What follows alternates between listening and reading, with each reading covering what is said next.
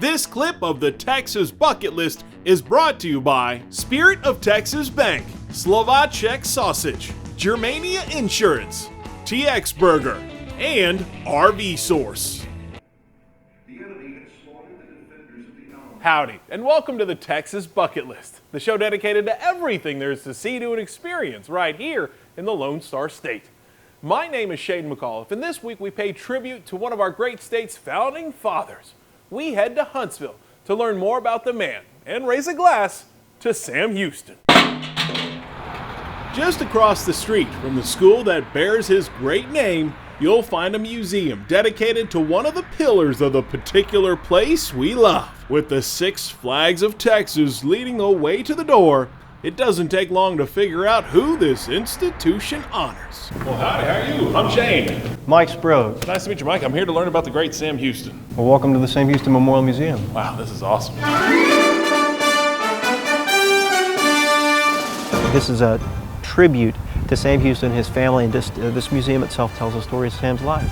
Built in 1936 to celebrate the Texas Centennial, the museum was dedicated as a must-stop for Texans. Like it should be on a bucket list or something. This was one of several spots across the state that was commissioned and highlighted as a definitive point of interest that all Texans must go to. Maybe it's because this is Sam's former home. This is the house that Sam Houston built in this spot in 1847. This is the original site. We're on 15 acres of what once was a little over 200 acres of Sam's land. Just 2 years after Texas became the 28th state, Sam, his wife Margaret, and their children moved to this house when Sam became one of the first senators of Texas.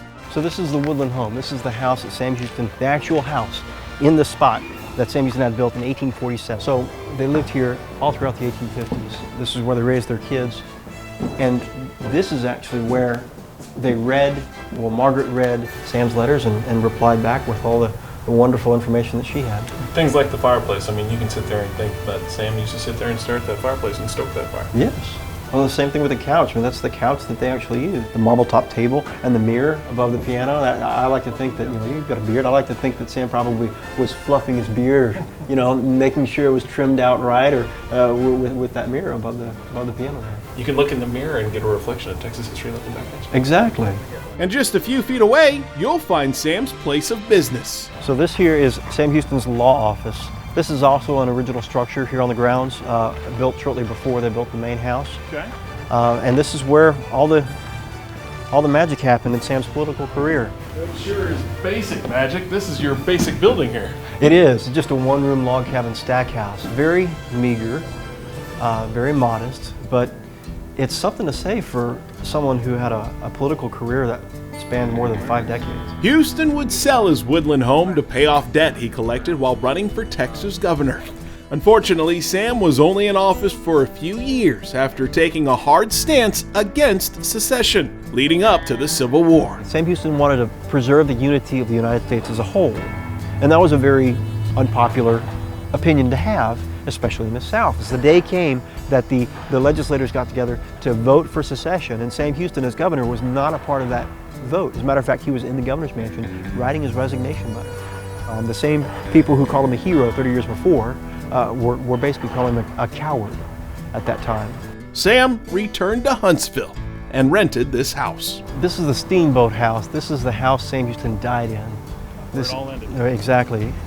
This is the original structure built in 1858, but it was moved here in 1936 when the main museum was built. This is the parlor, the downstairs parlor. He passed away here July 26, 1863. He caught a cold. The cold developed into pneumonia, and he passed away. And then they actually had his funeral upstairs. Upstairs, in the upstairs parlor, yeah. Hardly anybody came to the funeral. A few Masons came to the funeral to conduct a proper Masonic burial service, a burial rite. But apart from that, hardly anybody came. The Civil War ended, and Texans started to remember the stories of Sam Houston, the man who risked his life making Texas what it is today. As the decades went by, people realized how much of a contribution Sam gave to Texas, not only military, but for his political career, and how prophetic he was, how very much of a forward-thinking person he was. When you look at the resume of Sam Houston, Oftentimes we take a look in the different accomplishments that he has done, and no one else in American history has actually done anything close to that except George Washington. You'll find all sorts of Sam's things in the museum, including a famed piece of clothing only he could pull off. So this is the leopard skin vest. This was the vest that was given to Sam by the Cherokee Indians. He wore it all throughout the 1850s while serving as a senator in Washington, D.C. And he loved wearing this, standing up for what he believed in because of the biblical reference, a leopard never changes its spots. And Sam had spots that never changed. Exactly. He never backed down from what he stood up for. And that's what kind of made him so Texan. Exactly. But what really swells your pride, really puts you in a sense of amazement, is the artifacts from the final battle for Texas's independence. So these are some more amazing objects that we have. These particular objects come from the battlefield at San Jacinto, Wow. the week following the battle, of course. Many of the objects from Santa Ana were given to Sam Houston as a token of appreciation, of course, for not killing him. But they were kept by the Houston family and ultimately given to the museum. So we have the sword, the saddle, the bridle set from Santa Ana, and many other objects that were from the battlefield side. That's amazing. This is from the battle at San Jacinto. From the Battle of San Jacinto, right here, right here.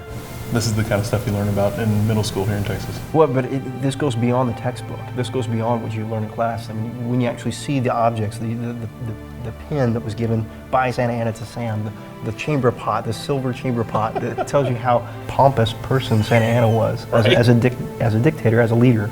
Just the amount of history in this one case is unreal. It is. It's fantastic. To honor this Texas giant, we made the short trip to his gravesite, a spot that's been visited by generations of Texans, from veterans of the Battle of San Jacinto to curious sightseers, to Texans who are proud to be a part of something so great, so special, so unique, just like Sam. Sam Houston's story is a very interesting story. It is the story of Texas itself. And given that nature, everyone needs to come here to learn more about our man Sam.